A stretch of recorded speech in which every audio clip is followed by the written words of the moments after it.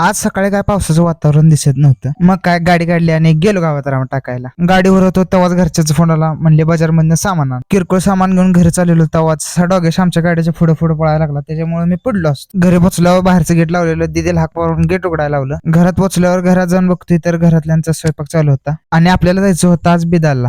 बिदालला का तर दर शनिवारी श्री स्वामी समर्थ महाराजांच्या केंद्रांची आरती असते, तर आपल्याला ते बिदालला जायचं होतं. आणि दर शनिवारी आम्ही न चुकता श्री स्वामी समर्थ महाराजांच्या केंद्रात आरतीला जातो. बिदाल मध्ये श्री स्वामी समर्थ महाराजांचं केंद्र श्री ओमकार गणेश मंदिर बिदाल या ठिकाणी भरतं. दर शनिवारी बिदालच नाही तर आजूबाजूच्या अनेक गावातील भक्त आरतीला येतात. जर मान तालुक्यात कोण बघत असेल तर तुम्ही आरतीला येऊ शकता. आरती झाल्या आपण चाललेलो घरी, तेवढ्यात आमचे पप्पा लागले क्रिकेट खेळायला. पर बिदाल मधून घरी जाताना गाडी पप्पाने दिली शेवटी मला चालवायला. काल रात्रीपासून लाईट नव्हती. लाईट आलेल्या मोबाईल चार्जिंग लावला आणि सकाळपासून मी पप्पांच्याच मोबाईलवर व्हिडिओ शूट करत जरा म्हणलं मित्रांकडे जाऊन यावं. तेवढ्यात आमचा मित्र म्हटला जायचंय लग्नाला जायचं म्हणल्यावर घरी आलो. घरी येऊन मस्त टापटीप मध्ये आवरलं आणि गाडीत बसून गेलो थेट लग्नाच्या कार्यालयात गेल्यावर तिथे जरा बस आणि थोड्याच वेळात झाली नवरा बायकोची एंट्री तर एकदम टॉप होती भावांनो. लग्न झालं, अक्षदा पडल्या, आम्ही निघालो जेवायला. जेवण तर एकदम टॉप होतं. आमचा जोडीदार कसा खातोय बघा. जेवण झालं निघालो डायरेक्ट घराकडे जायला. गावात पोहोचल्यावर गावात बघतोय तर गावात चालू होता पाऊस जोरात. गावात पोहोचल्यावर ती दोघं तर लागले कामाला आणि पुढे बघतोय तर छोटा हत्ती मोठ्या हत्तीला ओढत होता, म्हणजे ट्रॅक्टर JCB ला ओढत होता. पास थांबल्या पहिल्यांदा भावाला म्हणलं आपल्याला घरी सोड, मग त्याने घरी सोडलं आपल्याला.